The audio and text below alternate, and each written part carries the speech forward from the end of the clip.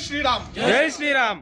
ఈరోజు భారతీయ జనతా పార్టీ రాష్ట్ర అధ్యక్షుడైన ఎన్ రామచంద్రన్న గారి పిలుపు మేరకు భారతీయ జనతా పార్టీ నాయకులు కార్యకర్తలు పోలీసు వాళ్ళు ఎన్ని అడ్డంకులు సృష్టించినా ఇంటికాడ పోయి పరిశాన్ చేసినా కూడా వాటిని అన్నిటిని ఛేదించి అసెంబ్లీ గేట్ కాడ పోయి రేవంత్ రెడ్డికి బిడ్డ రేవంత్ రెడ్డి నువ్వు ఇచ్చిన 6 గ్యారెంటీలు 42 హామీలు అమలు పరచకపోతే రానున్న కాలంలో తెలంగాణ ప్రజలతో కలిసి నీ గల్ల బట్టి బయట తీసుకొస్తామని ఇక్కడ ఉన్న భారతీయ జనతా పార్టీ కార్యకర్తలు తెలంగాణ ప్రజల పక్షాన పోయి మా సత్తా చూపడం జరిగింది.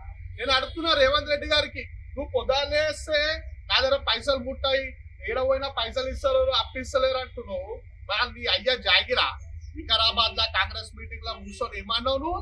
కాంగ్రెస్ పార్టీ నాయకులు తలుచుకుంటే 1000 కోట్ల రూపాయలు గాంధీ కుటుంబానికి సర్దే అంత శక్తి ఉందన్నావు. తెలంగాణ ప్రజలకు ఇచ్చిన హామీలు నెరవేర్చడానికేమో నీ దగ్గర రూపాయలు లేదంటావు, కానీ కాంగ్రెస్ పార్టీకి ఏమో 1000 కోట్లు ఇవ్వడానికేమో నీ దగ్గర పైసలు ఉన్నాయి.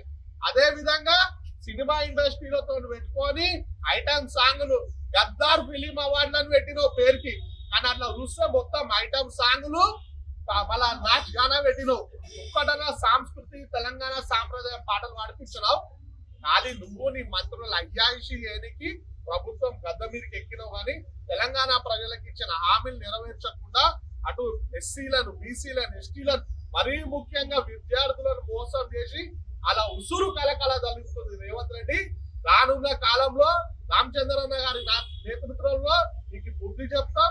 బిడ్డ మున్సిపల్ ఎలక్షన్ లో ఏ విధంగా అయితే మా బీజేపీ కార్యకర్తలు నాయకులు సత్తా చూపించారో రానున్న జిహెచ్ఎంసీ లో కూడా మీ కాంగ్రెస్ పార్టీని పొందబెడదాం. వచ్చే తెలంగాణ ఎలక్షన్ లో భారతీయ జనతా పార్టీ గెలుస్తుంది.